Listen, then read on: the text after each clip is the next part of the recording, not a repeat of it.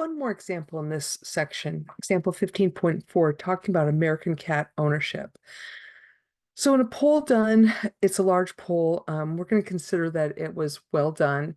And they found that 25.43% of 41,000 respondents said they own at least one cat. While this result did not come from a random sample, the researchers believe that it is representative of all adult cats, all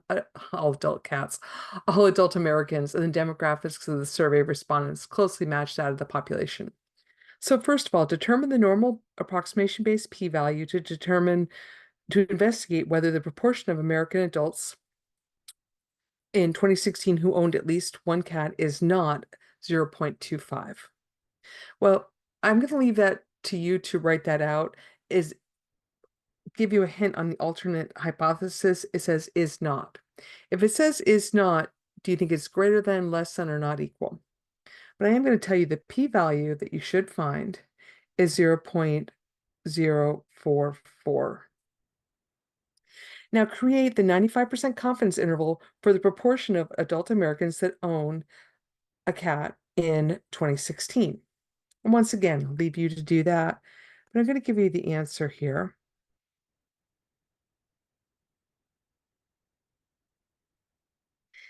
Is the proportion, so looking at this, okay, I see I have, it's a fairly small p-value, and 0.25 does not fall in the that 95% confidence interval. So is the proportion of American adults in 2016 who owned at least one cat significantly different than from 0.25, and how are you deciding? Well, I'm going to compare, since we did a 95% confidence interval, I'm going to look at the complement and I'm going to use the 5% significance level. So if I compare 0.044 to 0.05, we find it's less than at the 5% significance level. So we reject the null because the p-value is less than. But here's the question I have.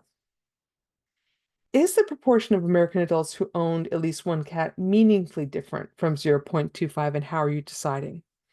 Well, let's first of all look. The confidence interval 0.25 falls just outside that confidence interval. And are you going to say 25?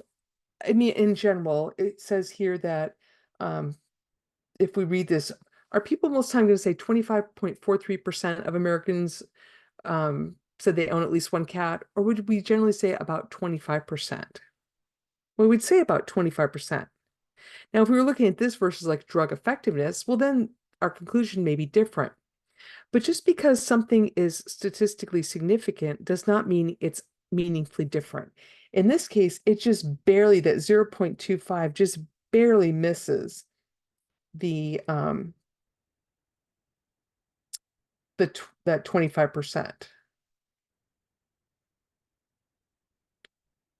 So, statistical significance versus practical importance. The results of a study are said to be statistically significant if they are unlikely to have happened by chance alone, so that it has a small p-value. But statistically significant results are not always meaningful in the real world. Context matters, all right? So we have to be careful, especially with large sample sizes, which we had in the cat example. Even a fairly small difference between an observed and hypothesized value can be statistically significant. In such cases, a confidence interval for the parameter and the context knowledge can help decide whether the difference is meaningful. In terms of cat ownership, it's not meaningfully different. So you have to be careful. Just because something is statistically significant does not mean that it is of practical importance.